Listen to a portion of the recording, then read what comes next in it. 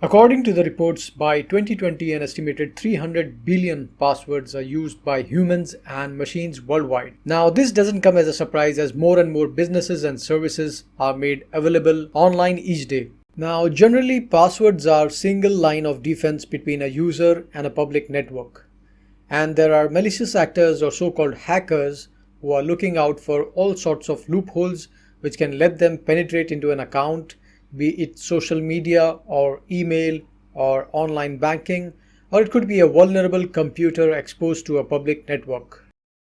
Consider a scenario where you have an email account. Let's say it's a trivial email account which you created years back probably and you no longer require it, or maybe it doesn't have anything important in there.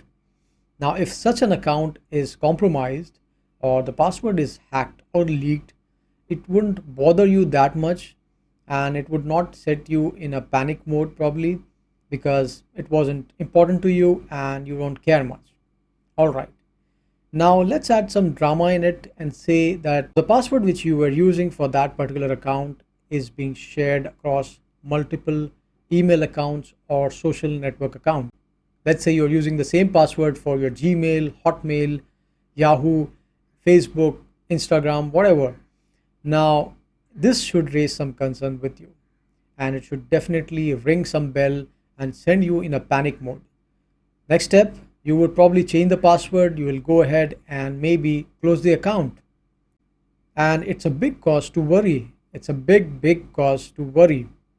Worry not, in this video I will be discussing some aspects of creating a strong password, a password which can secure your account, which is difficult to crack and it is definitely easier to manage. So watch this video completely and find out. To start, let's understand what a weak password is. A password is weak if it's short, if it's predictable. Things which make a password predictable are its variety of alphanumeric characters in it, the amount of numbers or special characters in it, and the mix of uppercase and lowercase characters. These are some of the things which make a password predictable. And not to forget, a password can also be predictable if it's using common phrases or words, or it's using words from the dictionary. Here's a cool lookup list which I have found. It has a huge collection of possible common passwords one may have. I have put up the link in the description box below, so make sure you go through this list and do not have any of these passwords at least. So we have seen what a weak password is. Now let's see what a strong password is. Obviously, a strong password would have everything which a weak password doesn't have. So it is long, it is unpredictable, and it has got the right mix of alphabets, numbers, special characters, and spaces.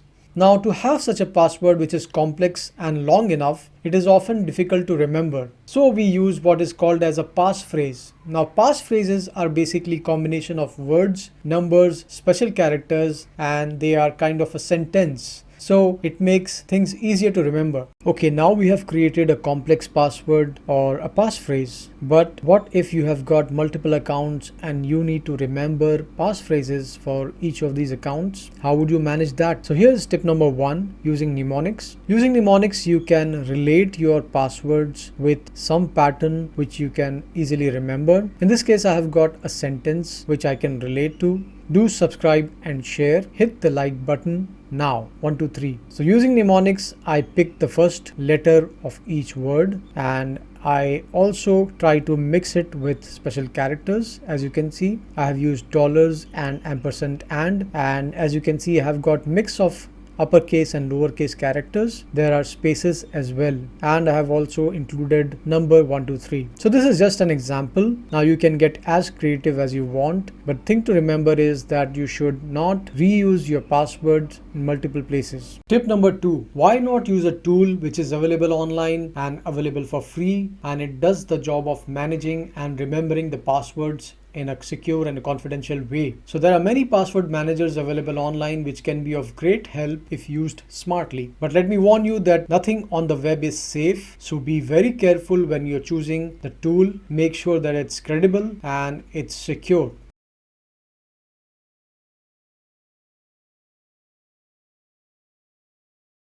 Finally, to summarize it all, I have got some do's and don'ts. Never ever have personal information in the password.